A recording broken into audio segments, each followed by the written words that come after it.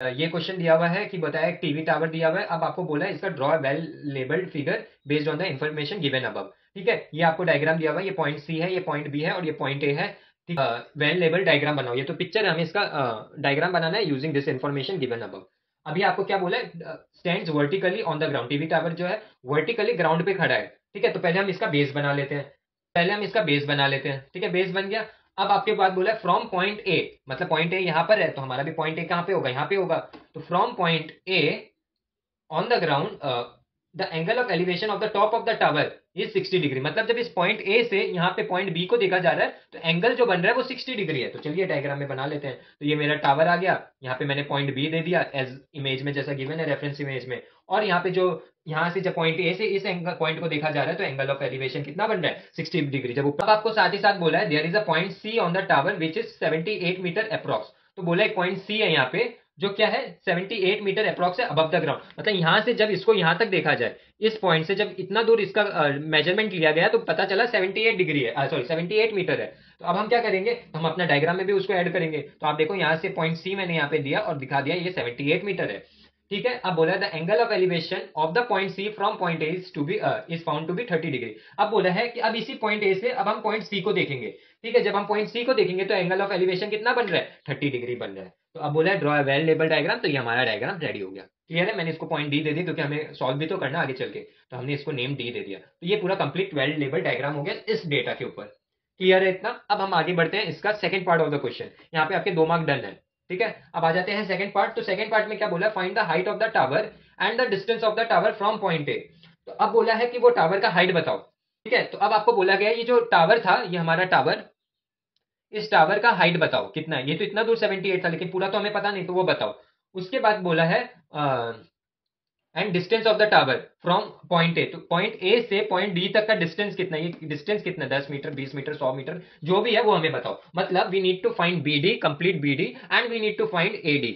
Okay, अब आप solve करते हैं, कैसे करेंगे। तो अब आप देखो, आपको इस डायग्राम में ये चीज गिवन है, दो दो ट्राइंगल दिखेंगे। कौन सा ट्राइंगल, एक ये बड़ा वाला ट्राइंगल बी ए डी और एक छोटा वाला ट्राइंगल सी ए डी। अब आप कौन सा सॉल्व करोगे, पहले हम वो सॉल्व करेंगे पहले जिसमें इंफॉर्मेशन एम्पल है, एम्पल ऑफ इंफॉर्मेशन हमारे पास प्रोवाइडेड है। मतलब इतना एनफ इंफॉर्मेशन है हमारे पास कि हम उसे सॉल्व कर सकते हैं। अगर मैं बड़ा वाला ट्राइंगल लेता हूं तो मेरे को ये वाला साइड का कोई पता नहीं है, ना ये वाला इतना दूर पार्ट का पता है, तो दो दो चीज अननोन हो जाएगी। लेकिन मैं जब छोटा वाला ट्राइंगल लेता हूं तो मेरे एक पार्ट मेरे को पता है, एंगल मेरे को पता है, सिर्फ यही नहीं पता है। और ट्रिग्नोमेट्री में काम क्या है हमारा, यही तो चीज निकालना है। दो दो इंफॉर्मेशन मेरे पास है, तीसरा तो आराम से निकल जाएगा। तो मैं सबसे पहले लूंगा छोटा वाला ट्राइंगल। तो हमारे पास गिवन क्या क्या है, तो गिवन है सी डी 78, ये है हमने डायग्राम में बनाया। Angle B A D 60 degree बड़ा वाला एंगल, और एंगल सी ए डी छोटा वाला एंगल 30 डिग्री। अब आपको सॉल्व कैसे करना है, तो in triangle C A D, मतलब ये बड़ा वाला सॉरी छोटा वाला ट्राइंगल, तो in triangle C A D आप देखो 10 30 हमें दिया हुआ है।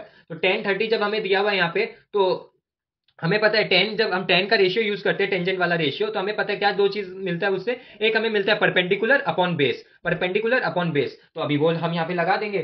ठीक है, तो 10 30 degree is equal to C D perpendicular upon base A D. तो C D upon A D हो गया। क्लियर है ये चीज। ठीक है, अब 10 30 का वैल्यू सबको पता है 1/√3। सी डी का वैल्यू क्वेश्चन में दिया हुआ है 78, और ए डी का वैल्यू कितना है नहीं पता, वही तो निकालना है भाई। तो वो चीज हम अभी निकाल लेंगे। तो अब आप देखो ये एडी जो है यहाँ पे आ जाएगा क्रॉस मल्टीप्लाई होके, तो एडी इंटू 1 एडी रहेगा, और 78 जो है वो √3 के साथ मल्टीप्लाई हो जाएगा। तो ये हम इसको ऐसे लिख सकते हैं, A D is equal to 78√3।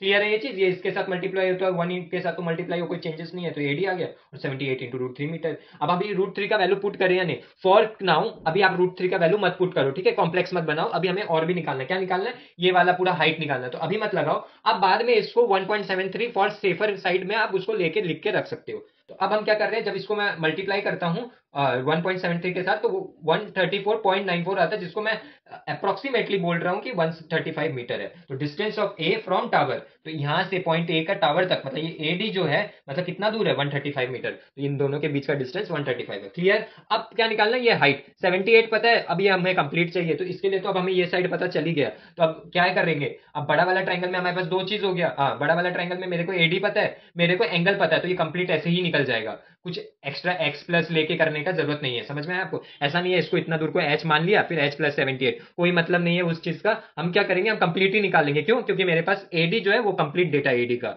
AD मेरे को पूरा कंप्लीट पता है, मेरे को एंगल पता है 60 डिग्री, तो ये कंप्लीट पूरा साइड ही एक बार में आ जाएगा, तो क्यों मैं एक्स या एच लेके इसे सॉल्व करूं? ठीक है, तो अभी हम इसको कंप्लीट सॉल्व करते हैं। तो इन नाउ इन ट्राइंगल, बड़ा वाला ट्राइंगल बी ए डी, ठीक है।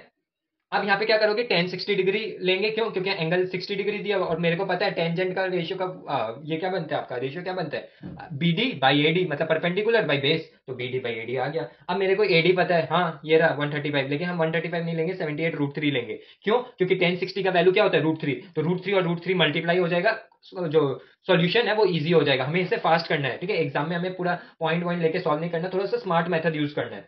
ठीक है, तो अब इसको आप सॉल्व करोगे तो क्या हो जाएगा, √3 60 का √3, बीडी का बीडी आ गया, और एडी का वैल्यू यहाँ पे 78√3 लिया, वो हमने लिख दिया यहाँ पे। ठीक है, अब नेक्स्ट क्या आ जाएगा यहाँ पे, तो अब आप यहाँ पे देखो 78√3 इंटू 3, तो मैंने इसको इसके साथ क्रॉस मल्टीप्लाई कर दिया।